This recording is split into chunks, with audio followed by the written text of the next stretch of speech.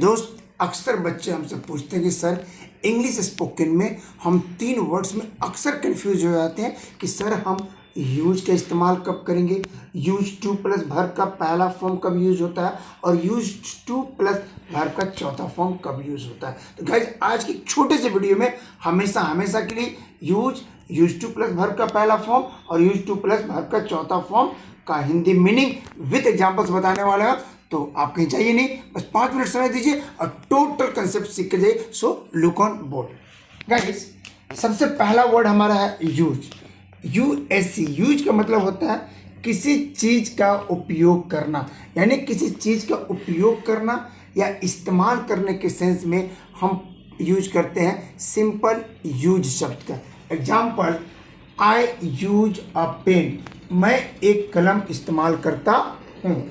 We use our mobile, हम लोग अपना मोबाइल इस्तेमाल करते हैं। यूज का सिंपल मीनिंग है उपयोग करना या इस्तेमाल करना। गाइस मैटर यहाँ से फंसता है, ध्यान से देखिए बेटा।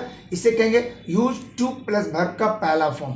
यूज टू के बाद वर्ब का पहला फॉर्म तब इस्तेमाल करते हैं जो पहले होता था अब नहीं करता, यानी सब्जेक्ट पहले कोई काम करता था लेकिन अब नहीं करता है।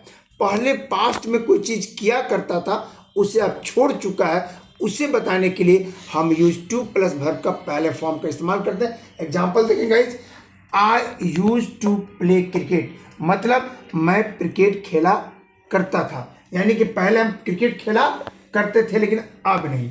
आई यूज टू स्पीक इंग्लिश, मैं अंग्रेजी बोला करता था लेकिन अब नहीं। तो यूज टू का और वर्ब का पहला फॉर्म पास्ट में कोई काम किया करता था बट प्रेजेंटली अब उसे हम नहीं करते, उस सेंस में guys use two plus verb का पहला फॉर्म यूज करते हैं। नेक्स्ट है guys use two plus verb का चौथा फॉर्म। ध्यान से देखिएगा, ये कब अब आदत हो गई हो किसी चीज की।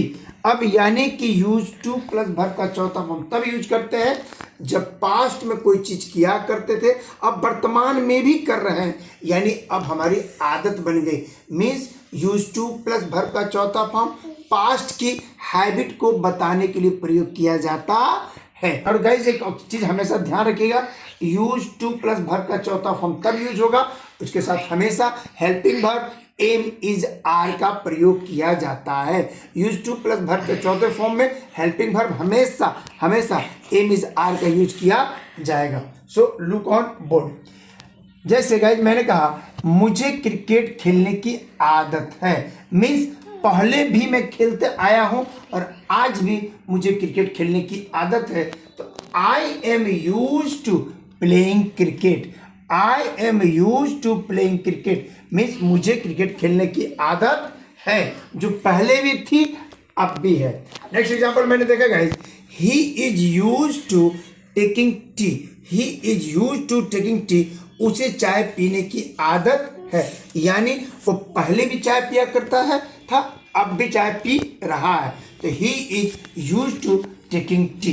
गाइज आई होप ये कॉन्सेप्ट आपको समझ में आ गया होगा। एक बार फिर से रिवाइज करते हैं। सिंपल यूज का प्रयोग करते हैं किसी चीज के इस्तेमाल करने के सेंस में। यूज टू प्लस वर्ब का पहला फॉर्म पास्ट में कोई चीज करते थे लेकिन अब नहीं करते हैं।